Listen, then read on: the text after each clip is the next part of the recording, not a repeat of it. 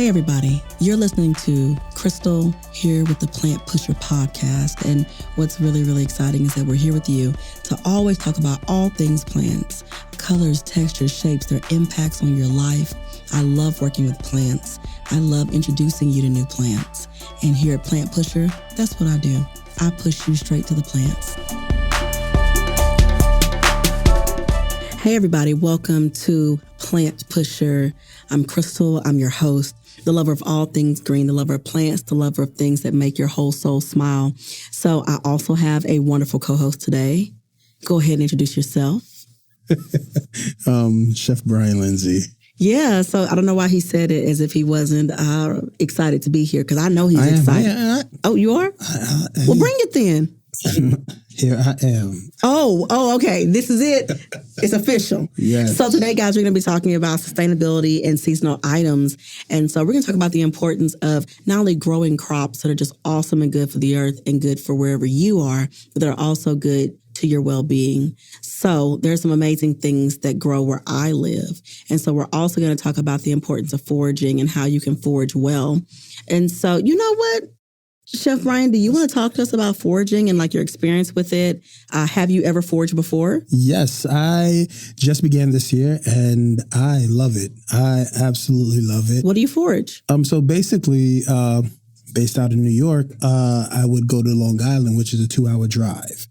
And I would forage oysters, mussels, and escargot. You forage any plants, like any seaweed or anything cool like that? Yes, you do have seaweed, and you pick it up, different varieties of different seaweeds. So I don't really know the specific name for them, but yeah, you could actually use that for when you shuck your oysters to like present it on a plate under the seaweed. Have you ever foraged any mushrooms before? No, because my knowledge based on mushrooms or fungi in general. Fungi, you have to be very careful because there are poisonous ones, and my knowledge on the poisonous ones aren't, You're not ready. That versed, so okay. I don't want to risk the possibility of. But you make a bomb truffle butter, is what I hear. I do. When the time comes, I could throw down a little something here and there. But tell me about these mussels and this foraging that you did where you're from. So basically, it's foraging goes back to ancient times where you live off the land, but you just have to be knowledgeable about what you want. Just like watercress. Watercress you could actually forage if you own property and you have a stream nearby. Yeah. You could have watercress growing in your backyard and not even know it. Or lamb's bread. But basically, tell us about this lamb's bread. What's that? Lamb's bread is a type of greens that is used in salads.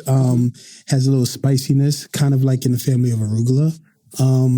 Okay, so I can make a salad with it. I could dress a sandwich with it. Yes. Could I put it like in a green smoothie? You can make a pesto. You could put it in smoothies. But just having that knowledge, just in case, God forbid, supermarket shuts down, what do you do? So we can harvest it in the water and then add it to a smoothie, rinse it, clean it, drop it in, and cook with it or anything else you want? Yes. Very dope. Have you ever added the watercress or anything else like that? Or the lambs in with lamb's bread, you called it? Yes. Lamb's bread. Have you ever served that with any of the mushrooms or not mushrooms, but like the oysters and things like that you foraged before? No. When I forage just the mussels and oysters, and basically you either create a sauce base. For the oysters, you could just shuck them, and when I talk about shuck them, I mean opening them once you actually harvest them. And you normally have just a little hot sauce, a little lemon, and, just down the chute. And you taste that fresh ocean taste from each oyster. And escargot is really interesting as well, you have to clean them, you have to boil them first to get some of the impurities, and sometimes there are parasites. But basically you have to know low tide and when the tide is coming in. So basically I would go foraging in the morning, early in the morning, 5:00, get there by 7, and the tide is already out. So you're able to harvest not only escargot but mussels and oysters.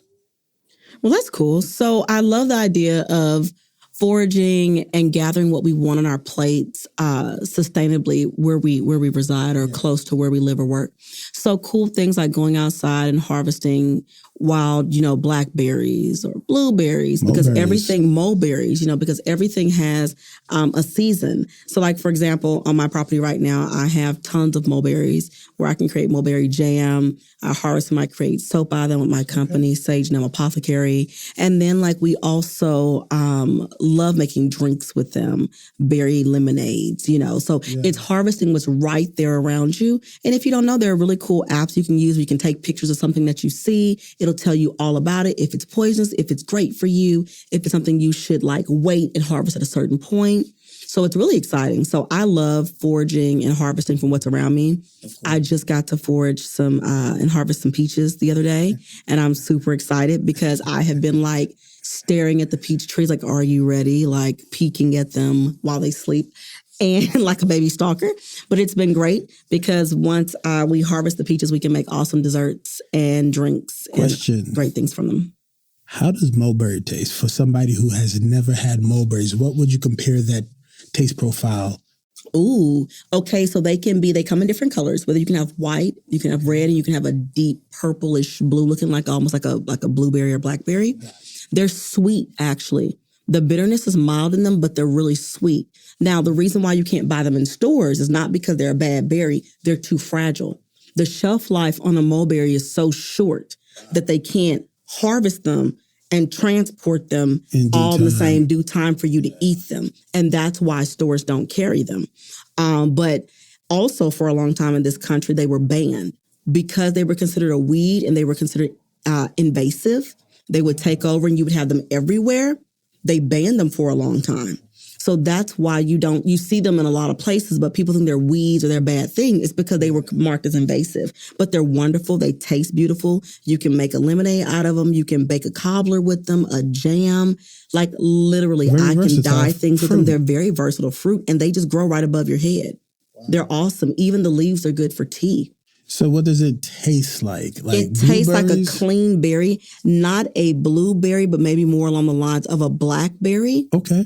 And they're a little smaller than a blackberry too. Got you. They're about the size of the top of your pinky. So they're not really, really big. They just are a little longer, but that's it. But they're slim. But they're really, really good. A handful of them, rinse them off, throw them in your mouth. Antioxidants, here we come. And the actual leaves of the mulberry tree, you can dry them and crush them and have a tea. Oh, really? They're known for having a very rich, beneficial tea. So there's so many benefits to what somebody thought was a weed, just like dandelions. You're going to harvest dandelions because it's warm outside. It's summertime. Mm. Those beautiful yellow flowers that you were told your whole life to grow in between concrete or weeds are actually amazing for the immune system. They're a diuretic. They're great for helping you rebuild the body, joints being, soothed and aches and pains going away, boosting immunity. Dandelions are not your enemy. They're definitely our friend. And I like to harvest them. So it's a lot of fun to harvest beautiful things. Okay, so tell me, in season, what are some of the things that you really enjoy cooking and having a gathering for friends over? What are some things based on season? It's summertime. We out here in our shorts. We ready. What are some things that you would prepare for a gathering of friends that's in season? And something that we can make on our own too, because we're all about doing things people who mean the most to us. So what are some things you think that we should consider? Well, normally in spring, going into summer, you normally have a plethora of greens. So fresh greens like arugula, asparagus, peas are in season right now. And what about in summer? What's something good we can do in summer? I was thinking melons, watermelon and cucumber and mint, because I grow a ton of mint. So what do you think? So you can make a lot of salads, because normally around summertime, you want to go outside and grill, because turning on the oven inside the house is just unbearable because it's so we could hot. Grill some. Listen, how about we put some watermelon on the grill? Yeah. Get a light char on the outside, sweet on the inside. You could do grilled corn with watermelon. I like feta, this. I like this. With a nice, citrus vinaigrette. Can I do it with a goat cheese instead? You could do goat cheese or feta. Goat cheese or feta goes very well with watermelon. But is feta is Greek. Yeah. Okay, so I'm gonna go with a goat cheese, y'all, because goat cheese is like so Goat soothing cheese is on the delicious. system.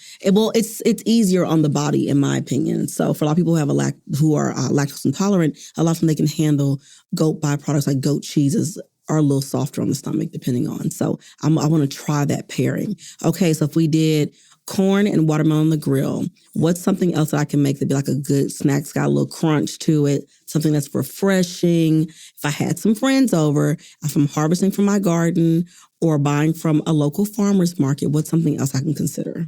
Garlic scapes are really good. They're just the shoots of the garlic itself. You can actually throw that on the grill, chop it up, and you could throw it on if you have any beef or any chicken proteins that go well with garlic. Okay, but I can also make like a dip.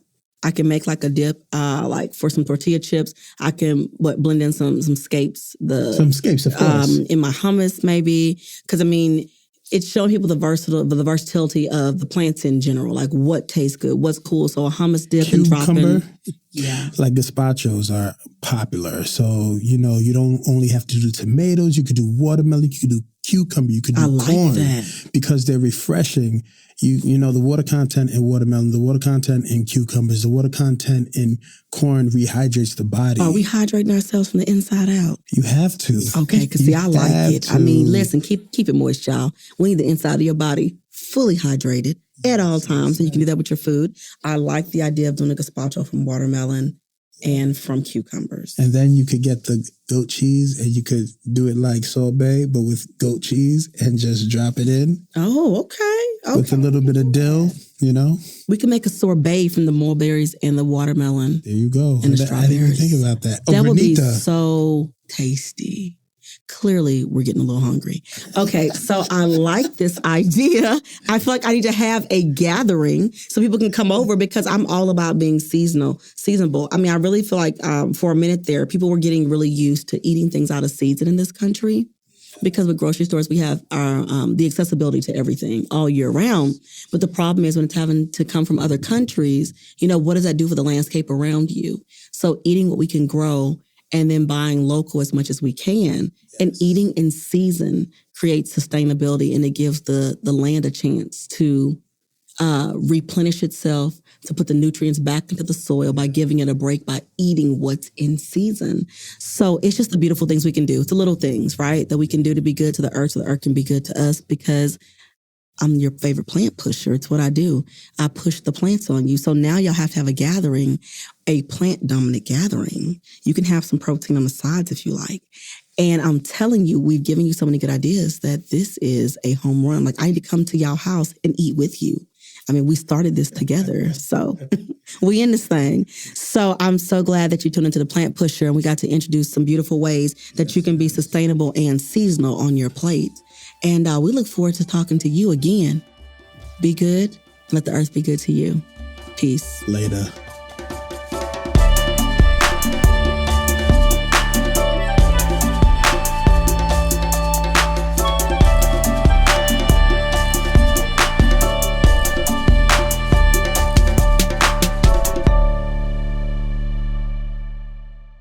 This show, Plant Pusher Podcast, is brought to you by Possibilities Podcast Platform.